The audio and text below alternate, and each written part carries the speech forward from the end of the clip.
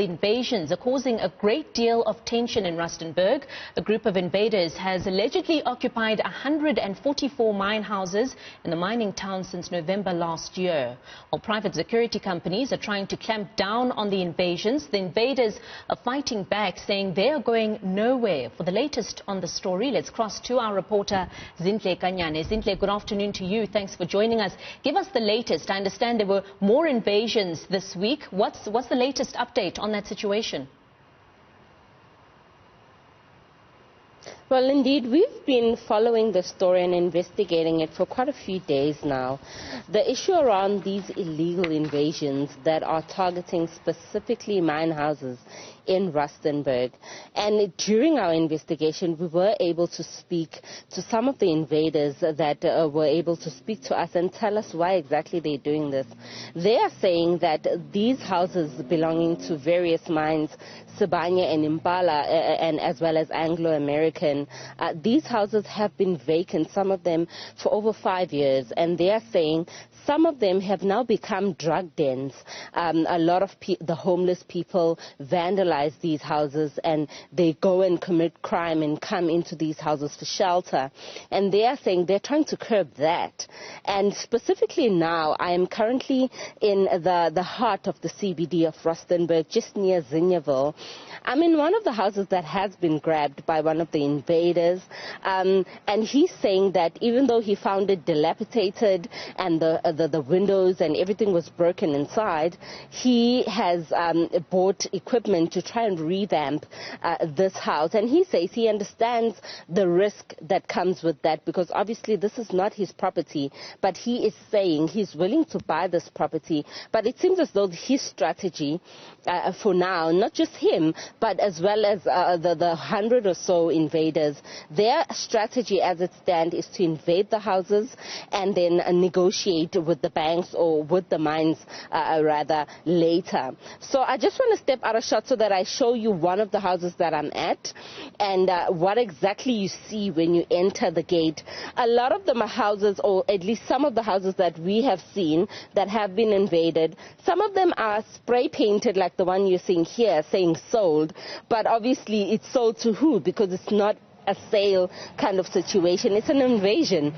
So this particular house is apparently going to be under a revamp in a few days from now. New windows will be put by the alleged owner or the person who's taking over this house, and it will be revamped. But obviously there's a financial implication for that. But a lot of these self-confessed invaders that we've spoken to are saying, listen, we are not saying we're taking these houses for free. We are willing to sit on the table with Sibanye and with Impala. We have been trying to speak to the mines over the past few years, according to them, and they say their meetings with the mining companies haven't been successful. So now, as it stands, they want to move in, they want to occupy the houses, and they will negotiate later for the price, because indeed they're saying they are willing to pay for it. What are the mines saying, Zinhle? You've spoken about, Sibanye Still Water, Impala as well. What are they saying about, these land grabs? So I spoke to Impala and Sibanye Stillwaters, and they did confirm that indeed some of their houses have been illegally invaded by these people. And they said that because of the lockdown, it's made it difficult to evict these people who have successfully been able to invade and occupy the houses. But as it stands, they're still trying to engage their legal advisors or their legal attorneys to try and approach the court and get court interdicts. Impala has been successful to obtaining one court interdict for one of their houses, but they still need to do more and obtain more interdicts for their various other houses. Sibanye said the same thing. They said they are pursuing legal action to try and evict these people from their houses, because according to Sibanye, they are saying all of their houses in Rustenburg has been sold to their employees. But the funny thing is, if the houses have been sold to the employees, why are the employees not living in the houses as yet? So it seems as though it's a tricky situation, but the community here are taking this into their own hands, and they're saying they're not going anywhere. And in the interim, while these investigations are underway and, you know, those who have invaded are saying we're ready to speak to these mining companies to buy these houses, what is being done to mitigate further invasions?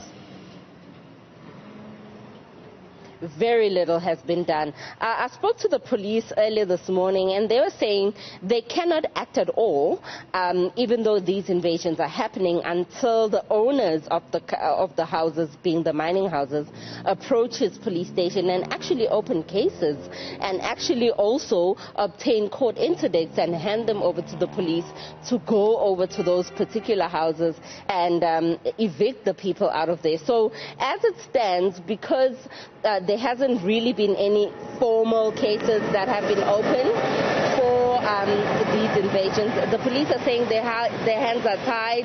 They are waiting upon the mining houses to act and to follow protocol to ensure that they help the arm of law to effectively enforce the law and to stop these invasions.